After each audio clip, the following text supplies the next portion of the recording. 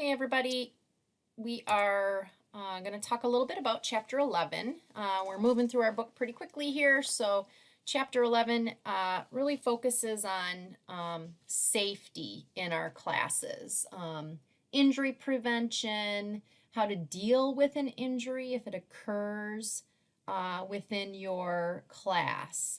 So we really have to, you know, develop that instructor's eye for recognizing, improper body mechanics and erroneous movement patterns or even signs of overexertion. So we really want to try to pay attention to those folks in our class to make sure that they're doing the exercises appropriately so they don't get injured, but also other health concerns that might come up and occur during the particular class. So we're going to talk about just some common injuries or illnesses that people might encounter and how do we deal with it? Do we need to call 911 or not?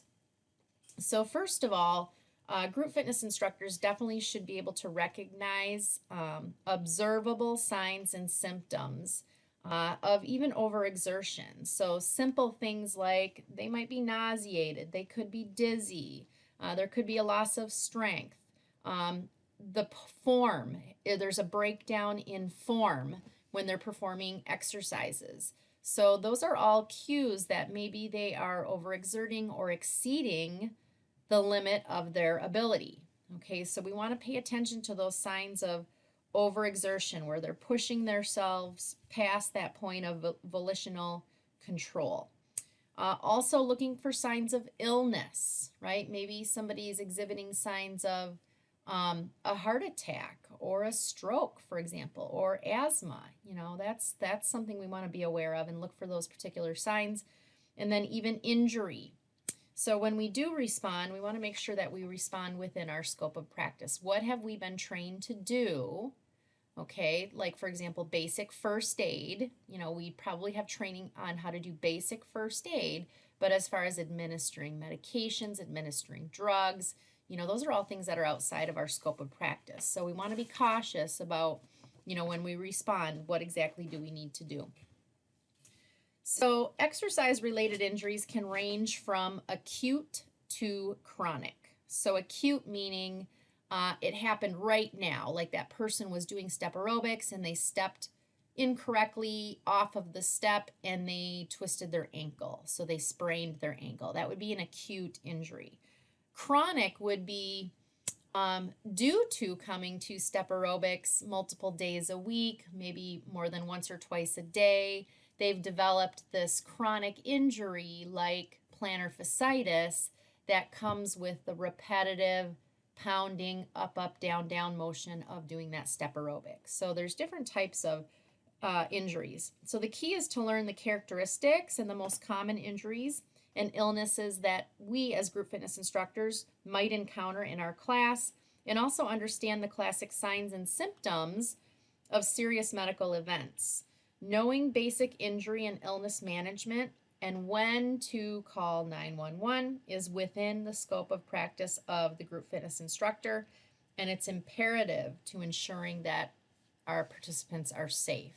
So we're going to talk just a little bit about some musculoskeletal injuries, cardiorespiratory emergencies, cerebral vascular, and then lastly, metabolic emergencies today.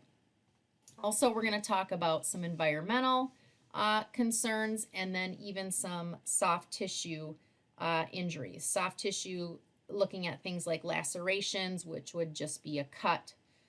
Punctures would be like a hole. Avulsion would be that skin tearing off.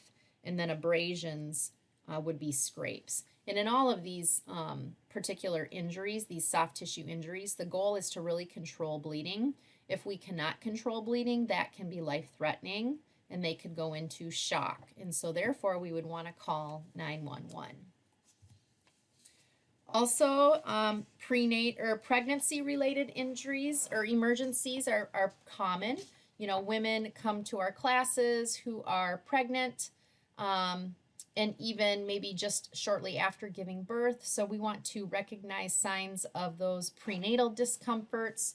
So we talked about in a chapter earlier in the book, making sure that they're doing exercises that are not in the supine position or the prone position after that first trimester. So after those first 3 months, then we really need to start honing it in and being more cautious about, we don't want them laying on their back for long periods of time. We don't want them laying on their belly. So we have to modify exercises to meet their needs. Also discomforts like, for example, if they're in an indoor cycling class, especially later on in the pregnancy, sitting on that little skinny bike seat could be very uncomfortable for that woman in her, third trimester. So maybe giving her a wider seat to sit on is going to help that particular discomfort. Also being aware of postnatal, a lot of women do suffer from postnatal after they give birth. They are depressed. I was one of them. So, I mean, many women do suffer from that postnatal depression. Obviously, that's outside of our scope of practice, but making sure that that woman knows, hey, this is common. Many people suffer from it. You should probably talk to your OB and maybe get referred to someone to help you deal with that. And then also carbohydrate utilization is a common pregnancy issue. Women during pregnancy tend to have difficulties maybe utilizing carbohydrate appropriately or metabolizing it appropriately. So we have to be cautious about making sure that they're ingesting snacks prior to exercise and even shortly after exercise to replenish the glycogen. So therefore, she's not going to become hypoglycemic or even lightheaded as a result. So carb utilization is pretty common too. And then recognizing exercise addiction is also something to look at. Some people take the habit of exercise to the extreme. So we want to make sure that we look at, some of those concerns as well. People who are exercising multiple times a week or even multiple times a day, they might start to see trouble with their sleep patterns as a result of that. Maybe extreme weight loss could go along with it. Injuries are pretty common with people who exercise frequently and for many days out of the week or multiple times throughout the day. So just being aware that that's a common issue that people suffer from too when they come to our group fitness classes. So first of all, I just wanted to talk about the acute injuries. Remember, those are injuries that occur right now during your class or during the actual exercise session. So if you look on page 191 in your textbook, there is a table that's going to walk you through those 4 acute injuries. So a sprain, a SP, sprain is a partial or a complete tear to a ligament. Remember, ligaments hold those bones together of our skeleton. So we tend to see a lot of swelling with people who suffer from these sprains. Do we call 911? Not really, unless they're in an unsafe situation and they might need to be moved and we can't move them safely, then maybe, yeah, we should call 911. But in pretty much all sprain situations, those are not life-threatening, and it's something that we can easily deal with. A strain, on the other hand, a ST, strain, is a partial or a complete tear to a tegament or a ligament or a muscle. So these are pretty common. There's a lot of pain associated sometimes with this. There's some tenderness in that particular area. They might have a decreased range of motion as a result. Again, is it life-threatening? Do we need to call 911? Not necessarily. But again, if they're in a position where it's an unsafe environment and they need to be moved, but we cannot move them, then yeah, that's when we might want to contact 911. The compound fracture is when that bone pops through the skin, right? It's not a fun thing to see, but that's an open wound. So you have that bony protrusion occurring, there's bleeding, there's a possibility of shock. That can be life-threatening if we have excessive loss of blood. So in that instance, we definitely want to call 911. And then a contusion is a bruise, okay? So usually it's due to an internal injury, okay? Maybe we don't see bleeding on top of the skin, but there's definitely bleeding possibly going on within the body, and so that is also something that could be life-threatening. So there's a chance there that we might want to call 911 if we suspect something of that nature. Chronic injuries, if you look on page 192, you see your table dealing with chronic injuries. And again, these are all things that can result over time due to the repetitiveness of the type of exercise that they're doing. It's leading to this chronic nagging injury. So things like tendinitis. Now remember, itis, I-T-I-S, is always inflammation of.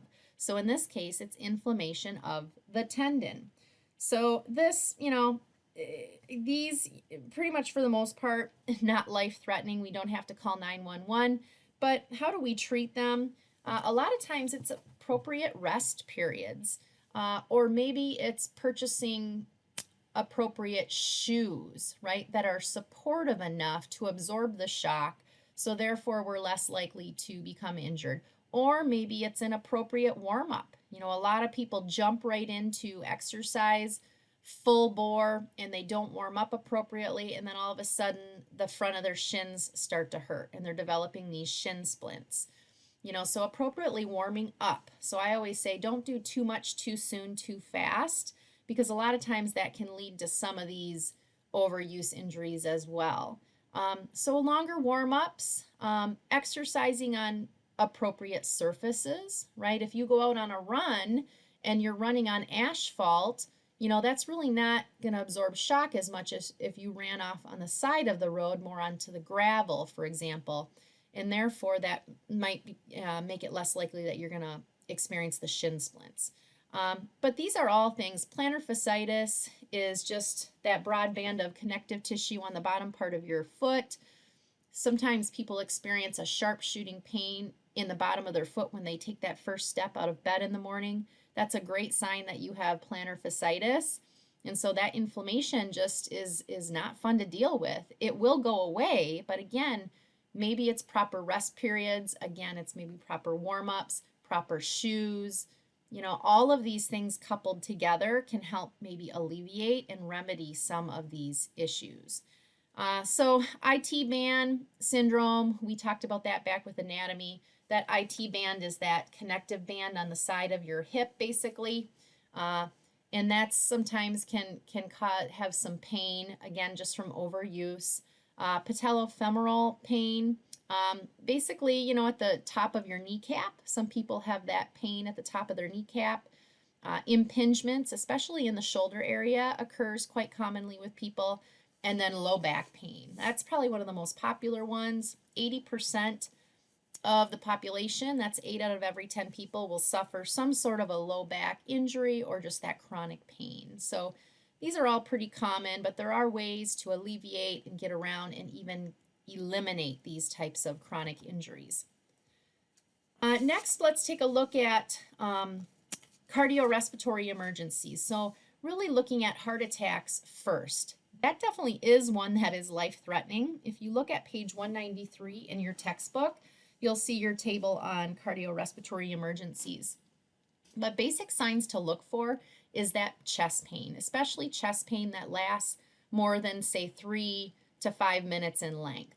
If it's a consistent pain, it's in your chest, it goes down your arm, it's in your back, jaw.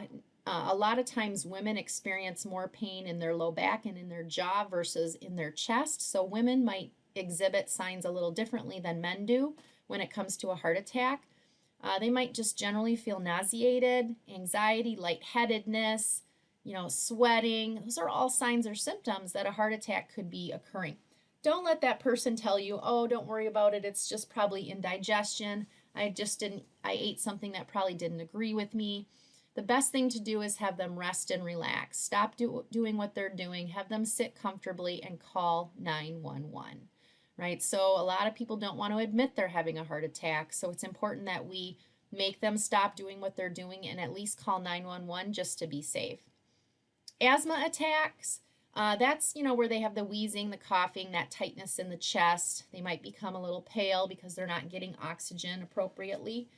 Most people who are asthmatic should have medicine with them. They should have an inhaler. So if they do, you're going to, again, have them stop doing what they're doing and rest.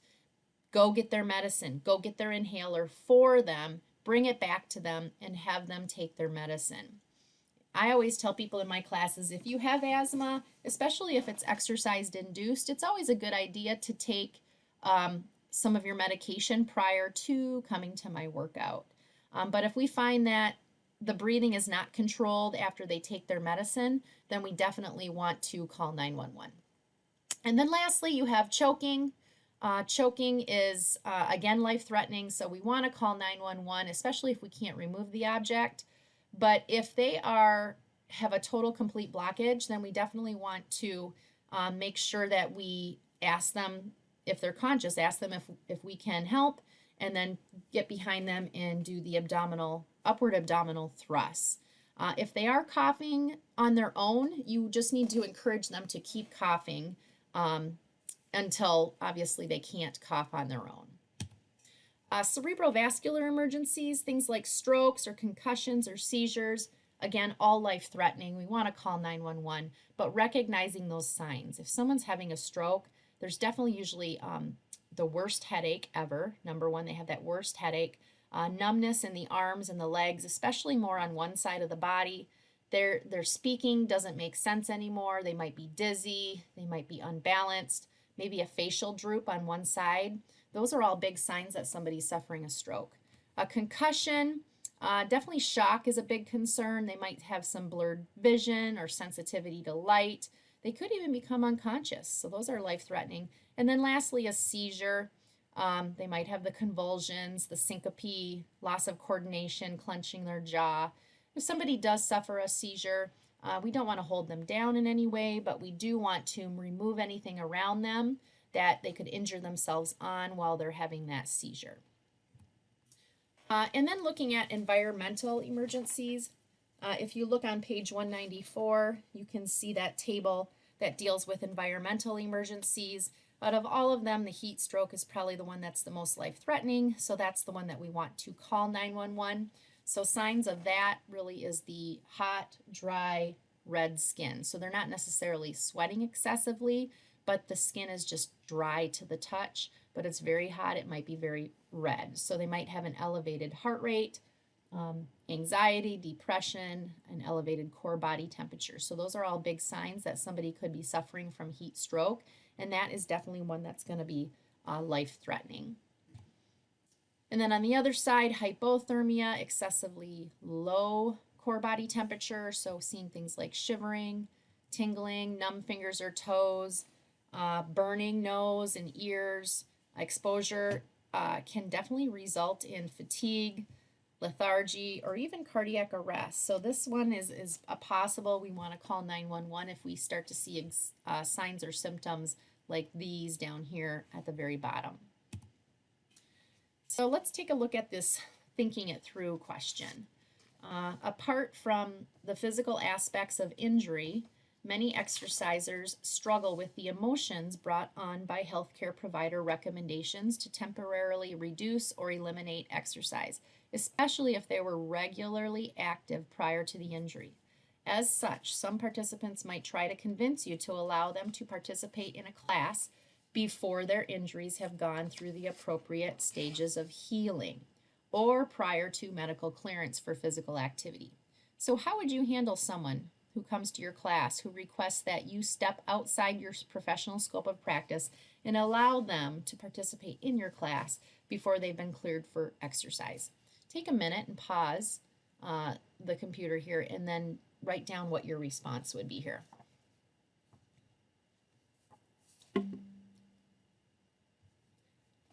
All right, so coming back and looking at this, in situations where participants ask you to step outside of your scope of practice as a group fitness instructor, it's best to be upfront and honest about your limitations.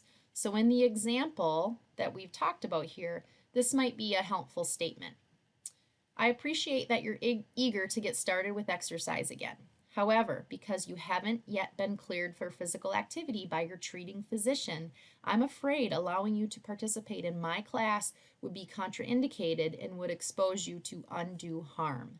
When you've been cleared and are ready for exercise again, I'll be here to help you get back into the swing of things with any modifications or options to help you along the way.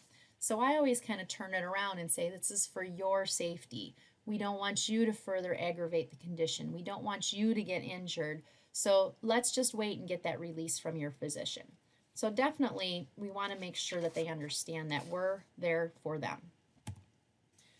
And then as far as treatment, the basic exercise related treatment for many, especially some of those acute injuries like the sprain that we talked about earlier, is the RICE technique. So resting, having them stop doing what they're doing, or restrict certain types of exercises that they should not be doing for a period of time. Ice the area, especially if there's swelling involved. Ice for about 10 minutes on, or 20 minutes on sometimes, 20 minutes off, and repeat that periodically throughout the day. Compress, maybe wrap it with an ACE bandage if there's swelling, and that will reduce the blood flow to the injured limb.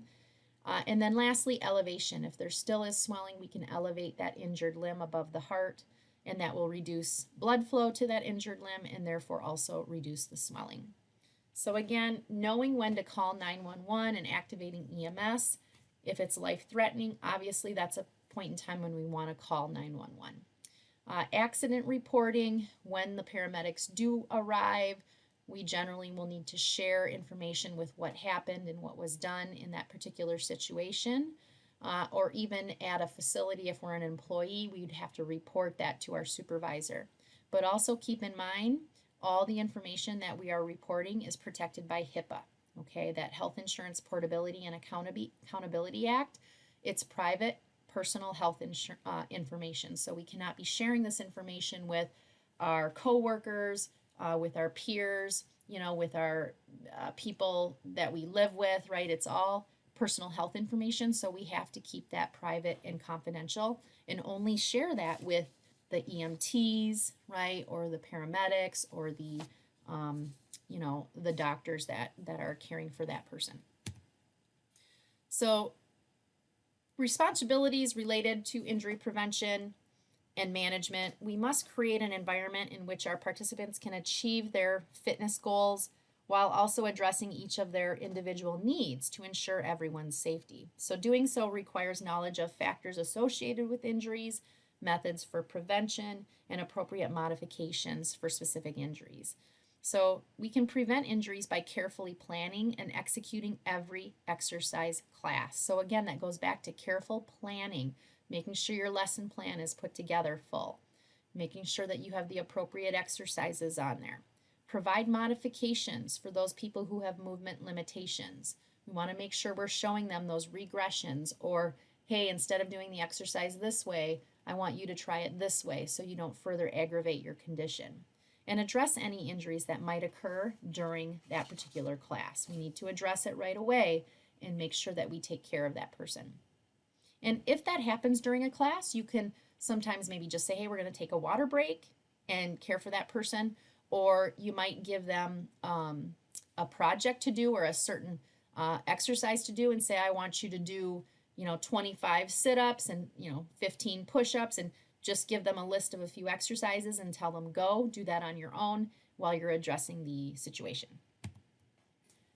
And then also risk factors and prevention. We want to look at the different intrinsic versus extrinsic risk factors. So here you can see the intrinsic risk factors are things that come from within. So any injury that's maybe pre-existing, their body composition maybe is unhealthy, they have a higher percentage of body fat, they're deconditioned, right? They're very deconditioned, they haven't exercised in a long time, or they might have some strength or flexibility imbalances. So you can see over here on the right, these are all ways that we can prevent. So for a person who has a pre-existing injury, we definitely could provide regressions, we could reduce the range of motion, we could reduce the intensity or the complexity or the duration of the exercises. We can do exercises that don't even use that injured body part, right? So as a group fitness instructor, these are key things that we can do to kind of accommodate these people who have these intrinsic risk factors that might be more at risk of becoming injured during our workouts. So these are key things to look at. The extrinsic Things like the complexity of the exercises. Maybe we're doing too many sets and too many reps. Maybe we want to make sure that we see that they're mastering the foundation of the exercise before progressing it. We build our sets and our reps gradually instead of doing too much all at once. Another extrinsic risk factor for injury would be maybe the surface that they're exercising on or the footwear that they're wearing. So things that we could do is, inform them, hey, replace your shoes when they're getting old, right? Wear cross trainers that have lateral support in our group fitness classes. Try not to do lateral movements if you're exercising on carpet because that can lead to some injury. So over here, fatigue, climate, altitude, equipment, these are all things that we can do to maybe reduce the risk of becoming injured.